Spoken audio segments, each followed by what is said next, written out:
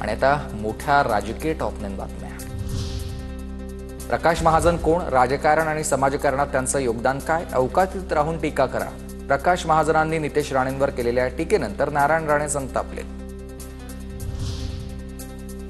खासदार नारायण राणेंकडून फेसबुक पोस्टद्वारे मला धमकी, त्यांच्या कार्यकर्त्यांकडून फोनवरून शिवीगाळ, जीवे मारण्याची धमकी देतोय आणि माझ्या जीवाचं काही बरं वाईट झालं तर नारायण राणे जबाबदार असतील। प्रकाश महाजन यांची मुख्यमंत्री फडणवीसांच्या नावे फेसबुक पोस्ट।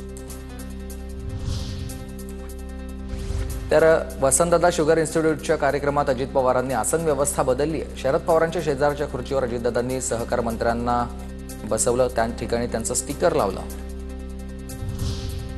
प्रवास 26 वर्षाचा मेळा निष्ठावंतांचा, जन्मदात्यासोबतच घेऊ श्वास राष्ट्रवादीचा। वर्धापन दिनाच्या पार्श्वभूमीवर शरद पवारांचं हे ट्विट, जन्मदाता असा उल्लेख करत पदाधिकारी आणि कार्यकर्त्यांना पवारांची साथ। अजितदादा पवारांच्या राष्ट्रवादीचा उद्या पुण्याच्या बालेवाडीमध्ये मेळावा, सुनील तटकरेंसह रुपाली चाकणकरांकडून कार्यक्रमस्थळी पाहणी।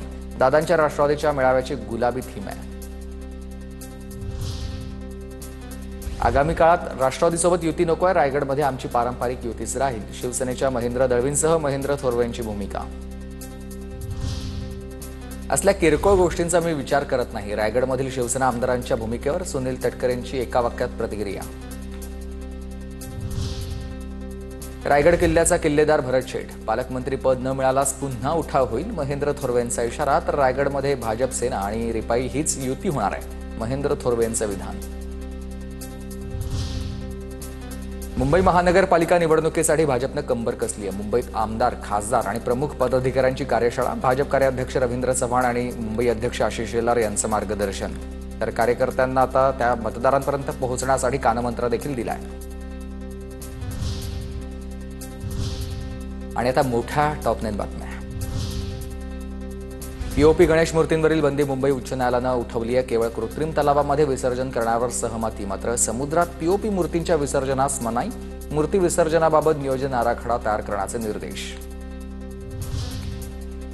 मुंबईतील घाटकोपरमध्ये घरामध्ये घुसून मारहाण केल्याचा मराठी कुटुंबाचा आरोप आहे। कुत्रा पाळल्याच्या कारणावरून गुजराती कुटुंबाकडून मारहाण, घटना सीसीटीव्हीमध्ये कैद।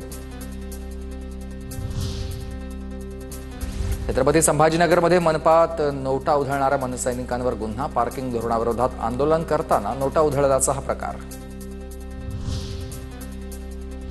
डॉक्टर गरिबांवर उपचार करत नसल्याच्या तक्रारीवरून आरोग्यमंत्री विश्वजित राणेंकडून आरोग्य अधिकाऱ्यांचं निलंबन। तर गोव्याच्या आरोग्यमंत्र्यांनी केलेलं निलंबन मुख्यमंत्री प्रमोद सावंत यांच्याकडून आज रद्द। कोलंबोहून न्हावाशेवाला येणाऱ्या कंटेनरवाहू जहाजाला आग, जहाजामधील 4 क्रू मेंबर्स बेपत्ता। कोचीपासून सुमारे 315 किमी अंतरावर जहाजाच्या या अंडर डेकमध्ये स्फोट झालाय। शेतकऱ्यांच्या कर्जमाफीसह इतर 17 मागण्यांसाठी बच्चू कडूंचं दुसऱ्या दिवशी देखील अन्नत्याग आंदोलन। आधी गांधीगिरी आणि नंतर भगतसिंहांच्या पद्धतीनं आंदोलन करणार असल्याचं, जीवे मारला तरी चालेल, मागे हटणार नाही, बच्चू कडूंची ही भूमिका आहे। बच्चू कडूंच्या अन्नत्याग आंदोलनाला ठाकरेंच्या शिवसेनेचा जाहीर पाठिंबा। अमरावती जिल्ह्यातील ठाकरेंचे आमदार गजानन लवटे, ठाकरे गटाचे उपनेते सुधाकर सूर्यवंशी यांनी उपोषणस्थळी भेट घेतली आहे बच्चू कडूंची। 7 लाखांची लाच मागितल्याप्रकरणी सांगली महानगरपालिका उपायुक्त एसीबीच्या जाळ्यात। इमारतीच्या बांधकाम परवान्यासाठी लाच मागणाऱ्या वैभव साबळेंविरोधात गुन्हा दाखल।